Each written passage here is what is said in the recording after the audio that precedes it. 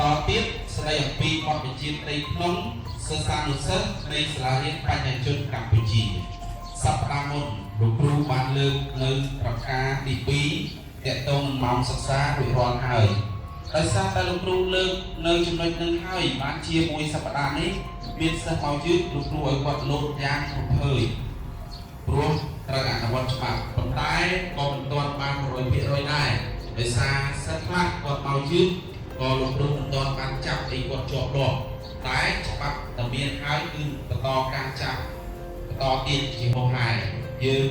បាន teacher មិនបានចាប់ក៏សន្តិសុខគាត់នឹងធ្វើការចាប់ពួកយើងដែរណាយើងលោកគ្រូប្រកាសហើយពិសិដ្ឋបើសន្តិសុខចាប់ពួកយើងកុំផឹងគាត់ធ្វើតាមទូនីតិច្បាប់តែប៉ុណ្ណោះ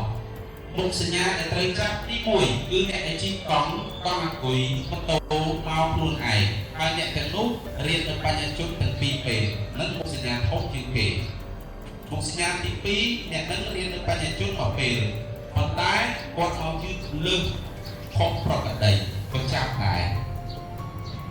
ចំណែកអ្នកដែលពុកម្ដាយជូនមកជឿត្រូវបានលើកលែងប៉ុន្តែរាល់ការយឺតទាំងអស់នោះវានឹងប៉ះពាល់ដល់ផលនៃការសិក្សាដោយនៅសាលាយើងអ្នករៀនប្រកែកបណ្ណាក៏ដោយឲ្យតែអាសាវត្តមានឬមកយឺតអ្នកមិនអាចទទួលបានចំណាត់ថ្នាក់ល្អពេកនោះទេច្បាប់យើងនៅក្នុងប្រការនេះគឺអំពីការប្រឡងវាយ៉ាងចំតែម្ដងចូលដល់ប្រការទី3ចំការប្រឡងក៏ដោយយើងកំពុងប្រឡងផងទី1សិស្សត្រូវមានវត្តមានរាល់ការប្រឡងរបស់សាលាអវត្តមានឥតច្បាប់ក្នុងថ្ងៃប្រឡងស្មើនឹងបន្ទុក0ទី2សិស្សសូមប្រឡងក្រោយអវត្តមានដោយសារមានច្បាប់គឺនឹងត្រូវកាត់បន្ទុក 10% ពីបន្ទុកសរុបឧទាហរណ៍ថាលីជីគាត់ត្រូវប្រឡងហ្នឹងតែដោយសារគាត់ជាប់ទៅកំពង់ចាមសូមច្បាប់ប្រឡងក្រោយគ្រូឲ្យប្រឡងបានប៉ុន្តែត្រូវកាត់ 10% មានន័យថាបើបាន 100 ទៅសល់តែ 90 តែប៉ុណ្្នឹងបាទនេះគឺច្បាប់របស់យើងទី3រាល់ការប្រឡងសិស្សត្រូវតែគោរពតាមការណែនាំរបស់លោកគ្រូអ្នកគ្រូដោយមិនបង្កការរំខានដល់សិស្សដទៃឡើយ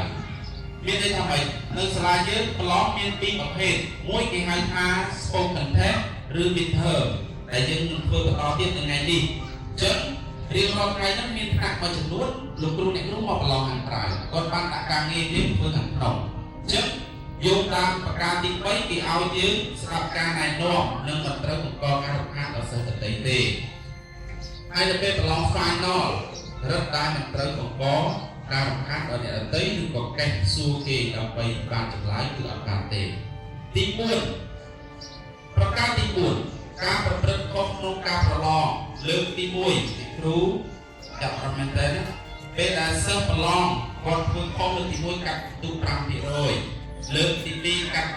10% លើកទី3គឺសញ្ញាពេញក្រហមដើម្បីមិនឲ្យបន្ទុកទេហើយយើងរាយការណ៍ទៅប្រាប់អាជីវករថាគាត់បានលួចច្រឡំគេ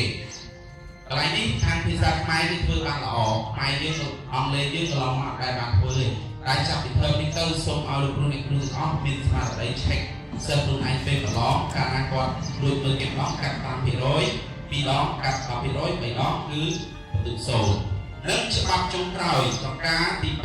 5មិនអនុញ្ញាតឲ្យសិស្សប្រឡងមុនថ្ងៃប្រឡងឡើយតិចមានអ្នកណាម្នាក់ឧទាហរណ៍ឈ្មោះលីណាគាត់ចង់ទៅលេងកំពង់សោមហើយគាត់ទៅចង់ថ្ងៃប្រឡងនៅបញ្ញាជន